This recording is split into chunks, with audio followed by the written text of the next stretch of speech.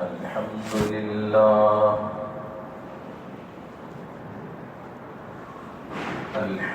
لله نحمده ونستعينه ونستغفره ونؤمن به ونتوكل عليه ونعوذ بالله من شرور أنفسنا ومن سيئات أعمالنا من يهده الله فلا مضل له ومن يضلله فلا هادي له ونشهد أن لا إله إلا الله وحده لا شريك له ونشهد أن سيدنا وسندنا وحبيبنا ونبينا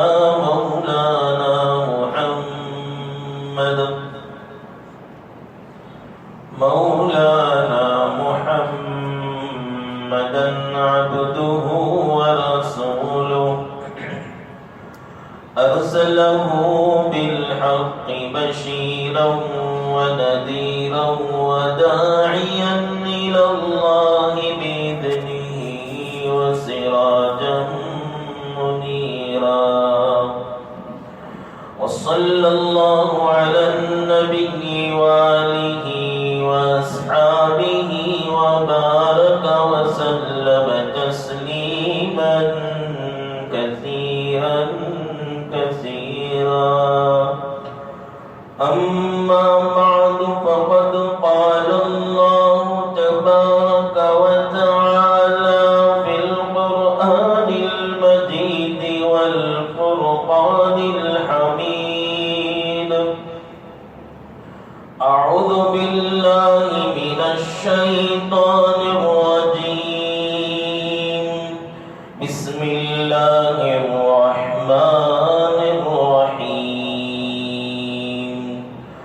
قل إن كنتم تحبون الله فاتبعوني يحببكم الله ويغفر لكم ذنوبكم والله غفور رحيم وقال النبي صلى الله عليه وسلم من أحيا سنتي فقد أحبني ومن أحبني كان معي في الجنة أو كما قال عليه الصلاة والسلام آمنت بالله صدق الله مولانا العظيم وصدق رسوله النبي الكريم ونحن على ذلك من الشاهدين والشاكرين والحمد لله رب العالمين.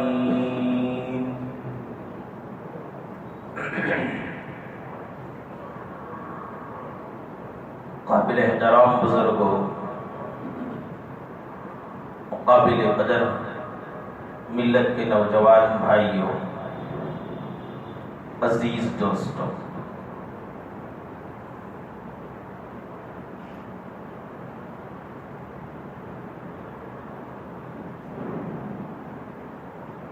زمین پر چلنے والے ہر جاندار کی رزق کی ذمہ داری اللہ رب العالمین نے اپنے ذمے لے لیا ہے، اور اس کا اعلان بھی قرآن شریف میں فرما دیا وَمَا مِن دَابَّةٍ فِي الْأَرْضِ إِلَّا عَلَى اللَّهِ رِزْقُهَا.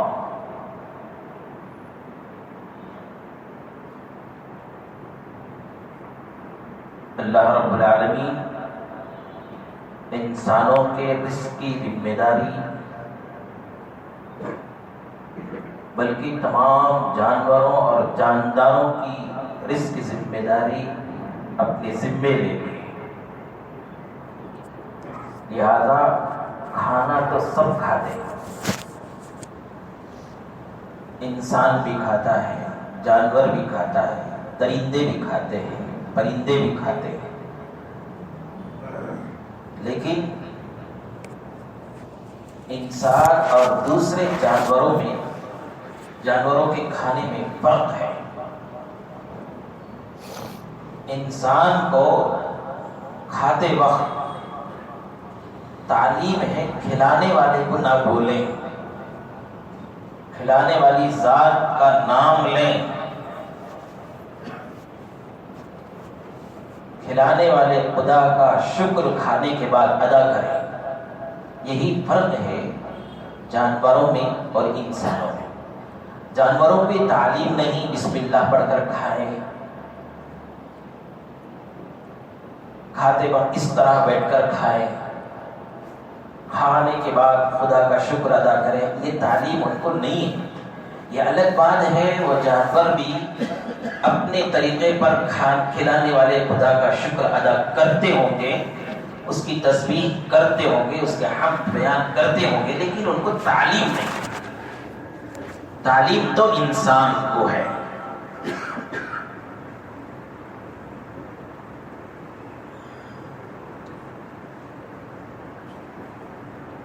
جہاں تک کھانے کی بات ہے، انسان جانوروں کا مقابلہ نہیں کر سکتا۔ اللہ تعالیٰ ایک دن میں بعض جانوروں کو اتنا کھانا کھلاتے ہیں کہ انسان ساری زندگی بیٹھ کر اتنا نہیں کھا سکتا۔ اتنا کھانا اللہ تعالیٰ ایک جانور کو کھلا دیتے ہیں، کھانے میں ان کا مقابلہ نہیں کر سکتے۔ اور زیادہ کھانا کوئی کمال کی بات بھی نہیں ہے۔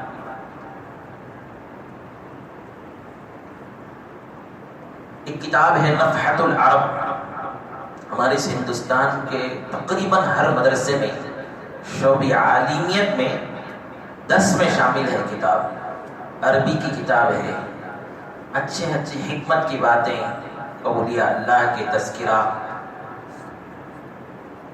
اور بہت سی باتیں ادب کی اس میں منقول ہیں۔ وہ پڑھنے میں ایک تو عربی ادب بھی آ جاتا ہے اور ساتھ میں اچھے واقعات اور نصیحتیں بھی مل جاتی ہیں۔ اس لیے تقریباً ہندوستان کے تمام مدارس میں پڑھائی جاتی ہے۔ اس میں ایک واقعہ بیان کیا گیا ہے۔ سیدنا حضرت سلیمان علیہ السلام کو جب اللہ تعالیٰ دنیا کی حکومت، دنیا کی سلطنت اور بادشاہت عطا کی، اور حضرت سلیمان علیہ السلام کی سلطنت اور بادشاہت اور حکومت ایسی تھی کہ ساری دنیا پر حکومت چلتی تھی، کوئی محدود دائرہ نہیں تھا، صرف ہندوستان یا صرف سری لنکا، ایسا نہیں، ساری دنیا میں آپ کی حکومت تھی، اور سارے انسانوں پر آپ کی حکومت تھی، سارے جنات پر آپ کی حکومت تھی، سارے جانوروں پر، سارے درندوں پر، سارے پرندوں پر، حتیٰ کہ ہوا اور پانی پر بھی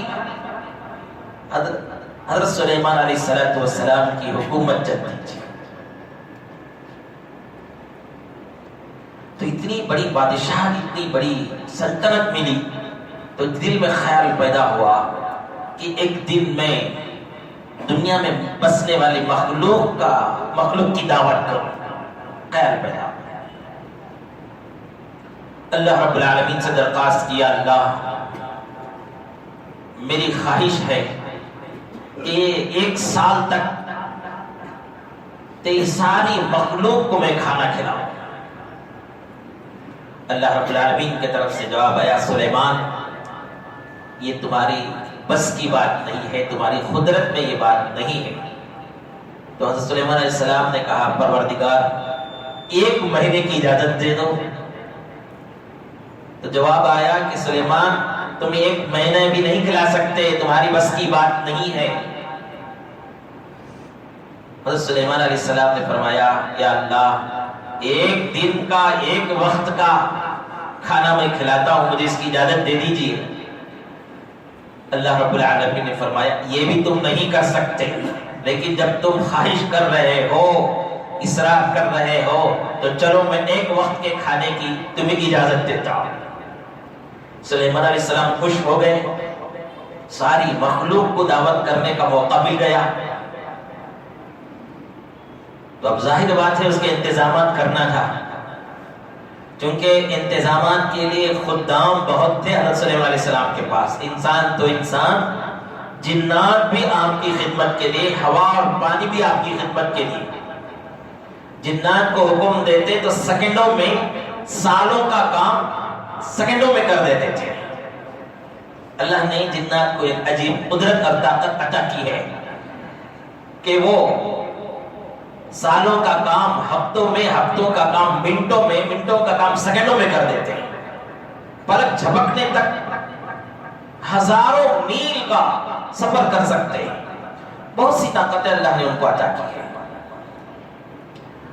تو حضرت سلیمان علیہ السلام سارے جنات کو حکم دے دیا اور انسانوں کو حکم دے دیا کہ غذا کا انتظام کرے، ساری مخلوق کا مجھے کھانا کھلانا ہے، غذا کا انتظام کرے۔ غذا، کھانے پینے کے سامان جمع کرنے لگے، کئی محنت تک جمع کیا گیا۔ اس کے بعد حکم دیا گیا پکاؤ۔ کتابوں میں لکھا ہے کہ کئی مہینوں تک پکایا گیا۔ اب کئی مہینوں تک پکاتے تو پہلے پکایا ہوا کھانا خراب ہو سکتا تھا، سڑ سکتا تھا، جیسا کہ ہوتا ہے۔ تو اس زمانے میں تو فریج وغیرہ کا انتظام ہے۔ سلیمان علیہ السلام نے حکم دیا ہوا کو، ہوا تمہاری ذمہ داری ہے کہ تم اس پکے ہوئے کھانے پر چلتے رہنا، تمہاری ٹھنڈی ہوائیں اس کھانے پانی پر چلتے رہنا، سالن پر چلتے رہنا تاکہ خراب نہ ہو۔ ہوا اپنا حکم، حضرت صلی اللہ علیہ وسلم کے حکم کے مطابق کھانے کو گلنے اور سڑنے، خراب ہونے سے حفاظت کی۔ کئی مہینے تک کھانا پکا، جب اطمینان ہو گیا اتنا کھانا میں مخلوق کو کھلا سکتا ہوں، تو بڑے ادب کے ساتھ پروردگار رب العالمین کی بارگاہ میں عرض کیا، یا اللہ کھانا تیار ہو گیا، دسترخوان بچھا دیا گیا ہے، اب تیری مخلوق میں سے کسی کو بھیج دیجیے۔ پروردگار رب العالمین نے اپنے مخلوقات میں سے، سمندر کی مخلوق میں سے ایک مچھلی کو بھیجا۔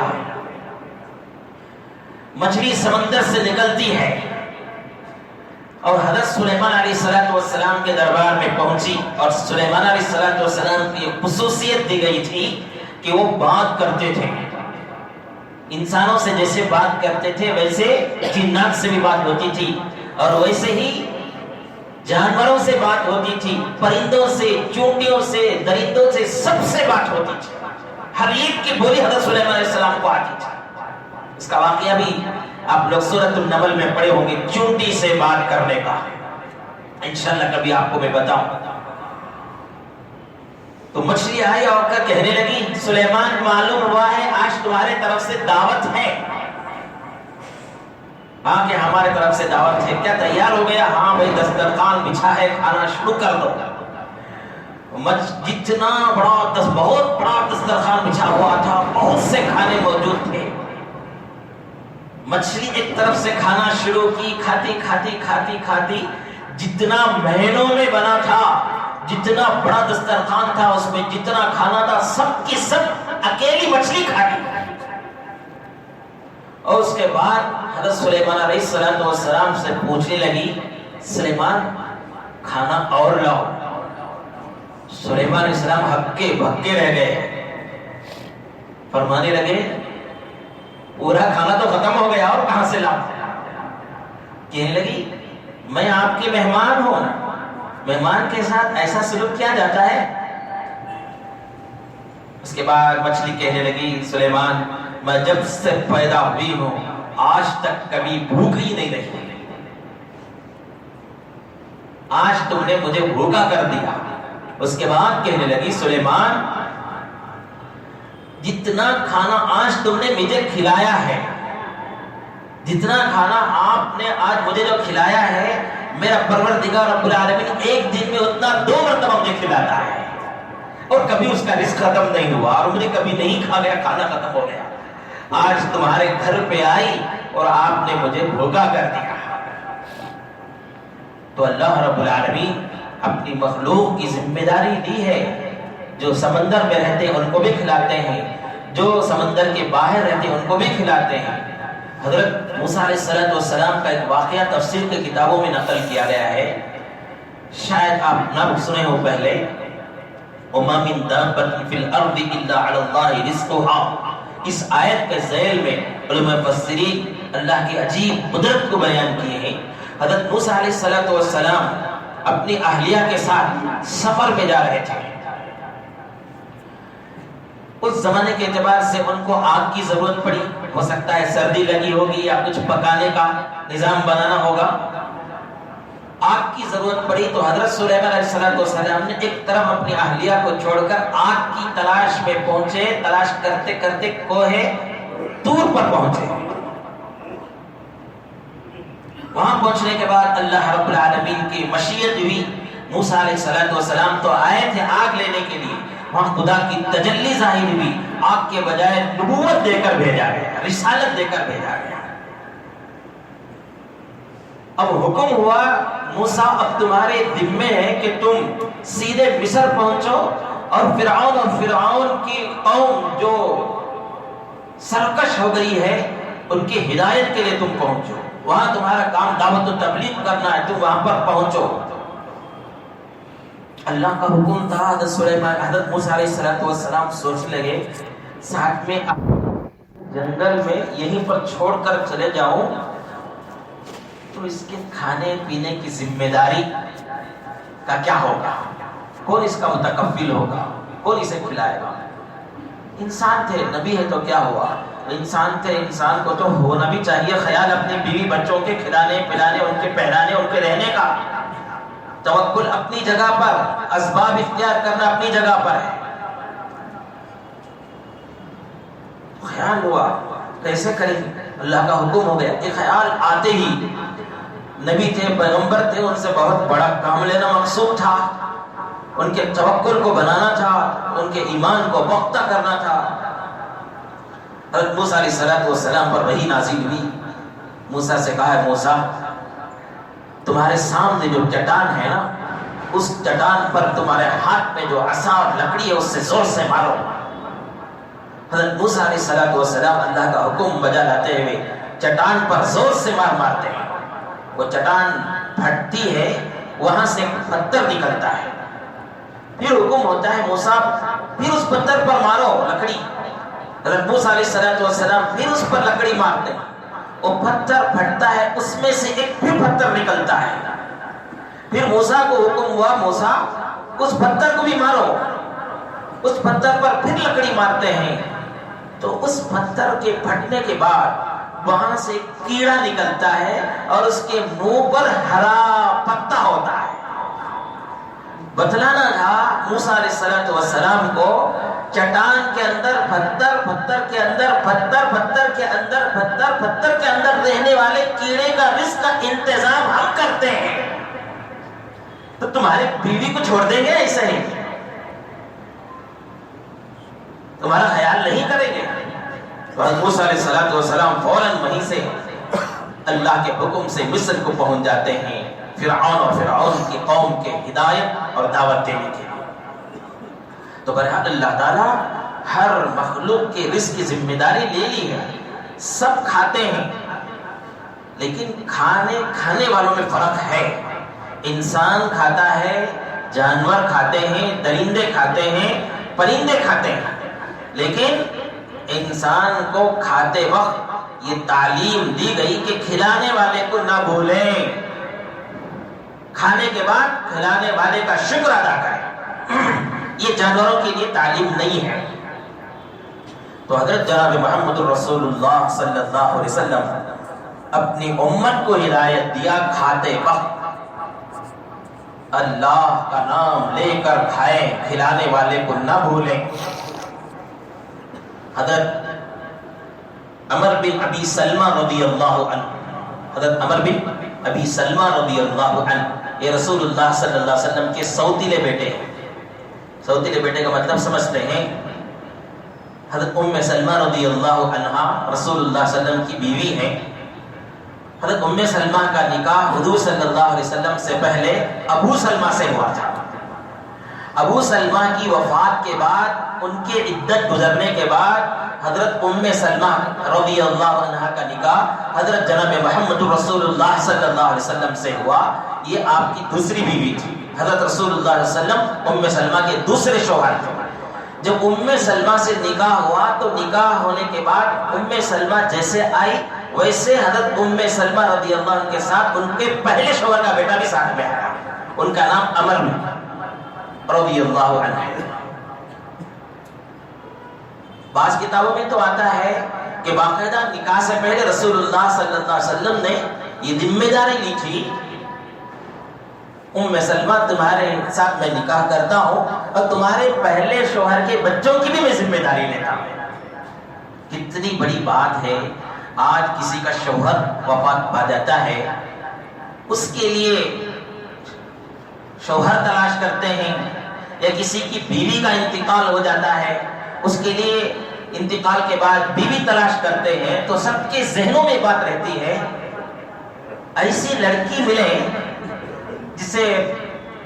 جس کے ساتھ بیٹے اولاد نہ ہو.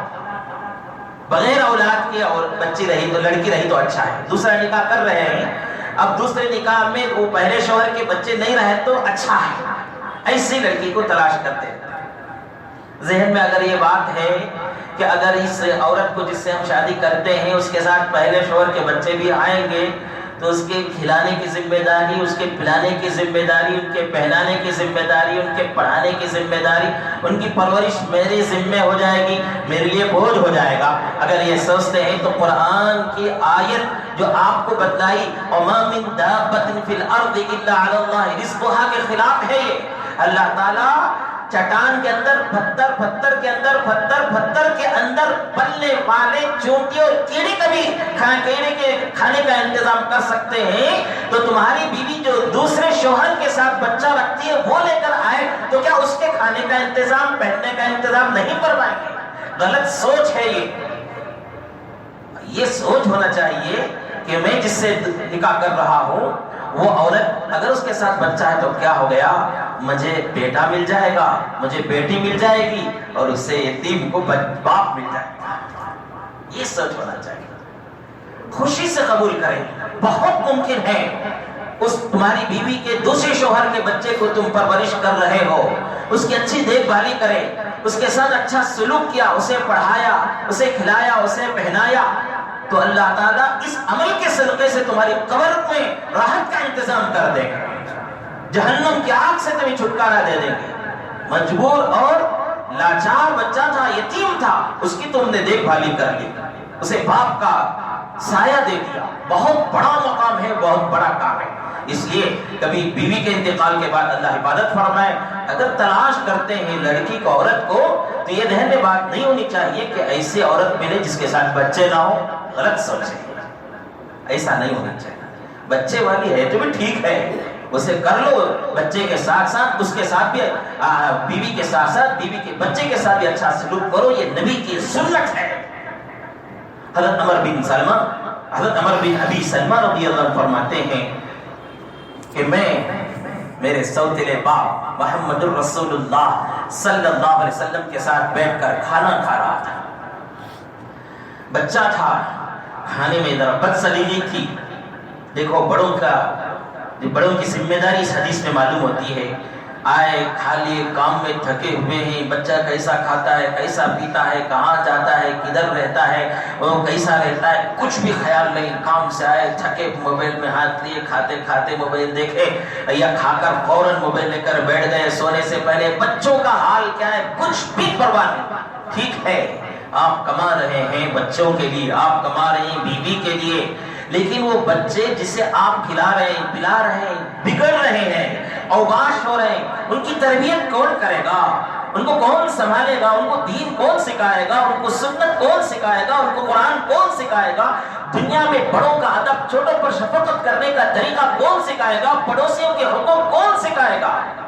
اچھا انسان کو کون بنائے گا؟ بھائی کمائیے، ضرورت ہے کمانے کی، لیکن اس کے ساتھ ساتھ ایک دن میں کچھ وقت بچوں کی تربیت کے لیے نکالنا ہے.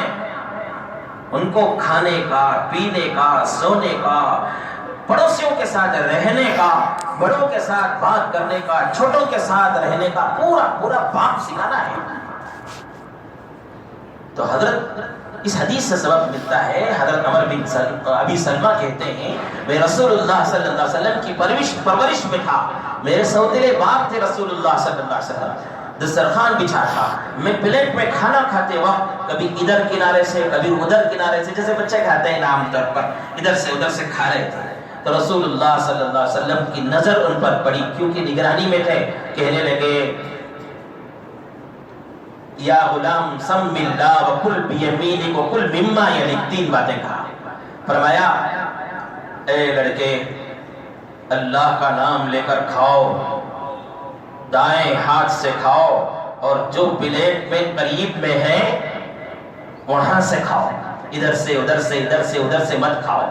ہاں دسترخوان میں مختلف قسم کی چیزیں رکھی ہوئی تو الگ بات ہے، کھانا ہے سالن پلیٹ میں ہے تو ایک کنارے سے کھانا چاہیے، پلیٹ میں کھانا سالن ڈال کر ہے تو ایک کنارے سے کھانا چاہیے۔ کتنی چھوٹی بات رسول اللہ صلی اللہ علیہ وسلم کتنے اہتمام سے سکھا رہے ہیں۔ ذرا سوچیے کبھی آپ اپنے بچوں کو کھانا سکھایا ہے؟ کیا آپ کے لیے آپ اس کے لیے وقت نکالتے ہیں؟ نہیں سکھاتے تھے تو اللہ کا بہت بڑا شکر ہے، احسان ہے کہ اولاد کی نعمت کی ہم نے قدر کری۔ اگر نہیں سکھا رہے ہیں تو آج عہد کر لو میرے بچوں کو میں کھانا پینا سکھاؤں گا۔ کھاتے وقت آپ زور سے پڑھیے بسم اللہ وعلی برکت اللہ، آپ زور سے پڑھیے، تمہارے بچے کو تعلیم بھی ہو جائے گی، ہدایت بھی ہو جائے گی، سنت بھی ادا ہو جائے گی۔ اگر بھولے سے کھانا آپ شروع کر دیے تھے تو بسم اللہ اولہ و آخرہ پڑھیے۔ اس کے متعلق ایک حدیث بیان کر دوں، حضرت امیہ بن محشی رضی اللہ عنہ بیان کرتے ہیں ہم رسول اللہ صلی اللہ علیہ وسلم کی خدمت میں تھے، کھانے کی مجلس لگی تھی، ایک آدمی کو دیکھا کھانا کھا رہا ہے بغیر بسم اللہ پڑھے گا، رسول اللہ صلی اللہ علیہ وسلم ان کو دیکھ رہے تھے اور کھا رہے تھے، وہ کھانا شروع کر دیا، اچانک ان کو یاد آ گیا وہ صحابی رسول کو، میں بغیر بسم اللہ پڑھے کے کھانا کھا رہا ہوں، تو اچانک یاد آتے ہی رسول اللہ صلی اللہ علیہ وسلم کی تعلیم بسم اللہ اولہ و آخرہ پڑھ لیا۔ اتنا پڑھنا تھا، رسول اللہ صلی اللہ علیہ وسلم کے چہرے میں مسکراہٹ آ گئی۔ صحابہ نے پوچھا رسول اللہ کیسے مسکراہٹ ہے؟ تو رسول اللہ صلی اللہ علیہ وسلم نے واقعہ بیان کیا، میں دیکھ رہا تھا جب وہ آدمی کھانا کھا رہا تھا، وہ آدمی جب کھانا کھا رہا تھا بغیر بسم اللہ پڑھے کے، اس کے ساتھ برابر شیطان بیٹھ کر کھا رہا تھا، اس کی پلیٹ میں شیطان کا بھی حصہ بن رہا تھا، اور جیسے ہی وہ یاد آتے ہی بسم اللہ اولہ و آخرہ کہا، دسترخوان سے ہاتھ اٹھا دیا تھا اور جو کھانا کھایا وہ نکال دیا۔ اس پر مجھے مسکراہٹ آئی، ہنسی آئی کہ کھانا اس مسلمان کی برتن سے جس میں شیطان کھا رہا تھا، شیطان کا حصہ ختم ہو گیا۔ اور اس کے بعد محدثین نے بیان کیا کہ کھانا واپس شیطان کر دینے کا مطلب یہ ہے کہ وہ دانے جو پیٹ میں چلے گئے تھے بغیر بسم اللہ کے پڑھنے سے، وہ بے برکتی کے کھانے گئے تھے، اور شیطان جیسے ہی اس برتن سے ہاتھ اٹھا کر اپنا کھایا ہوا کھانا نکال دیا، تو اس کا مطلب یہ ہے کہ وہ بے برکتی جو گئی تھی وہ ختم ہو گئی۔ کس کے برکت سے؟ بسم اللہ اولہ و آخرہ کی برکت سے۔ اس لیے ہم لوگوں کو چاہیے کہ ہم بھی بسم اللہ کھانا کھاتے ہوئے بسم اللہ پڑھیں، اور بچوں کو تاکید سے بسم اللہ پڑھائیں۔ کھانے کے آداب کا عنوان چل رہا ہے، یہ کھانے کا ادب یہ ہے۔ رسول اللہ صلی اللہ علیہ وسلم سے متعلق حضرت ابو ہریرہ روایت کرتے ہیں، بخاری شریف کی روایت ہے، ما عاب رسول اللہ صلی اللہ علیہ وسلم طعاما قط اشتهى اكله وان كره تركه۔ رسول اللہ صلی اللہ علیہ وسلم کی عادت تھی کہ رسول اللہ صلی اللہ علیہ وسلم کبھی بھی کھانے میں عیب نہیں نکالتے تھے، کھانے میں کبھی بھی عیب نہیں نکالتے تھے۔ پسند آیا کھا لیا، نہیں پسند آیا تو چھوڑ دیا۔ لوگوں کا حال کیا ہے؟ کھانے پر 100 عیب لگاتے رہتے ہیں، پھر بیل کی طرح پیٹ بھر کر کھاتے ہیں۔ سب سے پہلی بات تو یہ ہے کہ کھانے میں عیب نہ لگائیں۔ کھانے پر عیب لگانے سے رزق میں بے برکتی ہوتی ہے، رزق کی ناقدری ہوتی ہے۔ رسول اللہ کی سنت پر عمل کرو، پسند آیا تو کھاؤ۔ بہت دفعہ ایسا ہوتا ہے، بعض لوگوں کو بیل کا گوشت پسند نہیں آتا، بعض لوگوں کو مرغی کا گوشت پسند نہیں آتا، بعض لوگوں کو دال پسند نہیں آتی، بعض لوگوں کو کڑھی پسند نہیں آتی۔ یہ سب الگ الگ بات ہے، انسان کا مزاج ہے۔ پسند نہیں آیا تو جتنا بھوک کی ضرورت تھی اتنا کھا لے، باقی چھوڑ دیں۔ ناک چڑھانا، بیزاری کا اظہار کرنا اور بیوی کو تانے دینا، یہ کیا کھانا بنا ڈالے، یہ کیا کھانا بنا ڈالے، اس طرح کے تانے دینا یہ رسول اللہ صلی اللہ علیہ وسلم کی سنت اور تعلیم کے خلاف ہے، اور اس کی وجہ سے تمہاری کمائیوں میں بے برکتی ہوتی ہے، روزی میں بے برکتی ہوتی ہے۔ ایک عام مزاج بن گیا ہے کہ کوئی ہماری ناپسندیدہ چیز سامنے والا کھاتا ہے تو ہم ناک چڑھاتے ہیں، بیل کا گوشت کھاتے ہیں۔ بیل کا گوشت اللہ حلال کیا ہے، تم نہیں کھاتے تو کیا کر رہا؟ اللہ حلال کیا، ہم کھاتے ہیں۔ مرغی کا گوشت انہوں کھاتے ہیں، انہوں ناک چڑھاتے ہیں۔ ارے تم کو پسند نہیں تو کیا اللہ حلال کیا، ہم کھا رہے ہیں۔ ہمارے کھانے پینے پہننے کے سلسلے میں تم کون کہنے والے؟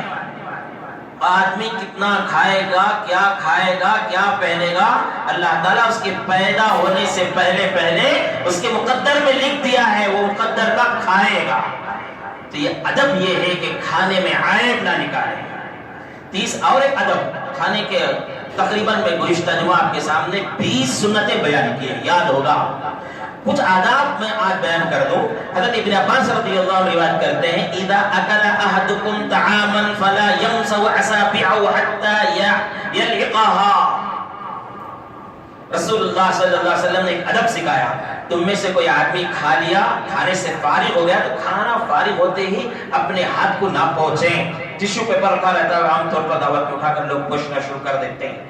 ٹشو پیپر استعمال کر سکتے ہیں، ہاتھ بھی پہنچ سکتے ہیں، لیکن رسول اللہ صلی اللہ علیہ وسلم نے فرمایا انگلیوں کو چاٹ لینے کے بعد، پلیٹ کو صاف کر لینے کے بعد، اس کے بعد ہاتھ دھو سکتے ہیں، اس کے بعد ٹشو پیپر استعمال کر سکتے ہیں۔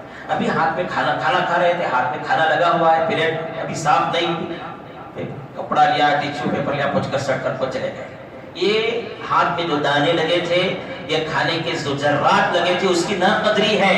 وہ ایک دانہ بننے کے لیے کتنے انسانوں کی محنت ہوتی ہے، آپ کیا جانے، ہم کیا جانے، کسانوں کو جا کر پوچھو کتنی محنت ہوتی ہے ایک ایک دانے کو پکانے میں، اس کی ناقدری بھی، اور سب سے پہلے اللہ اس سے ناراض ہوتے ہیں۔ رسول اللہ صلی اللہ علیہ وسلم نے تعلیم دی، کھانے کے بعد انگلیوں کو چاٹیں، صاف کریں، برتنوں کو صاف کریں، برتن جو کھانا لگا ہوا اسے بالکل صاف کر لے، برتن دعا دیتی ہے۔ اور ایک ادب آپ کو سکھا دوں، اس میں بہت فائدے کی بات ہے۔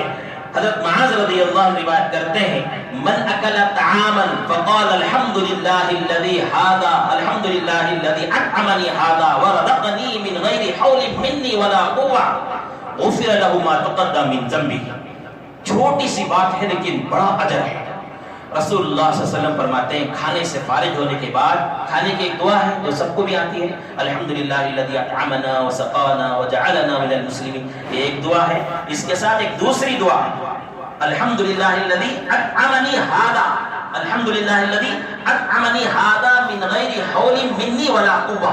اتنا آدمی پڑھ لیتا ہے تو اللہ کے نبی علیہ الصلوۃ والسلام نے فرمایا اس کے اگلے پورے پچھلے سارے گناہ کو اللہ معاف کر دیتے ہیں۔ کتنی بڑی بات ہے۔ ظاہر بات ہے، حدیث کی کتابوں میں لکھتے ہیں کہ اس طرح کے حدیثوں سے صغیرہ گناہ مراد ہے، صغیرہ گناہ معاف ہوتے ہیں۔ لیکن میں آپ کو سمجھاؤں کہ صغیرہ گناہ یقیناً معاف ہوتے ہیں، لیکن نبی کی سنت پر عمل کرنے کی وجہ سے، نبی کی سنت پر عمل کی برکت سے اللہ تعالیٰ کبیرہ گناہ کو معاف کر توبہ کرنے کی توفیق دے دیتے ہیں، کبیرہ گناہ سے توبہ کرنے کی توفیق دے دیتے ہیں۔ اور یہ میں یوں ہی نہیں کہتا ہوں، قرآن شریف کی آیت سے استدلال کرتے ہوئے شروع میں نے کہا ان کنتم تحبون اللہ فاتبعونی یحببکم اللہ ویغفر لکم ذنوبکم۔ نبی کی سنتوں پر عمل کرنے والے کو اللہ تعالیٰ مغفرت فرماتے ہیں۔ نبی کی سنتوں پر عمل کرنے والے کی اللہ تعالیٰ مغفرت فرماتے ہیں۔ مغفرت کیسے ہو جائے گی؟ بڑے بڑے گناہ ہوتے ہیں، مغفرت کا پروانہ کیسے مل جائے گا؟ بڑے بڑے گناہوں سے توبہ کی توفیق اللہ تعالیٰ سنتوں پر عمل کرنے کی وجہ سے دے دیں گے. اور بھی کھانے اور پینے کی سنتوں سے متعلق میں انشاءاللہ آپ کو آئندہ جمعہ بیان کروں. دعا فرمائیے اللہ تعالیٰ مجھے بھی اور آپ کو بھی کھانے پینے کی سنتوں پر اور نبی کی ہر سنت پر عمل کی توفیق نصیب فرمائے. سبحان اللہ بحمدہ سبحانک اللہم بحمدک واشہد ان لا الہ الا انت استغفرک واتوب الیک.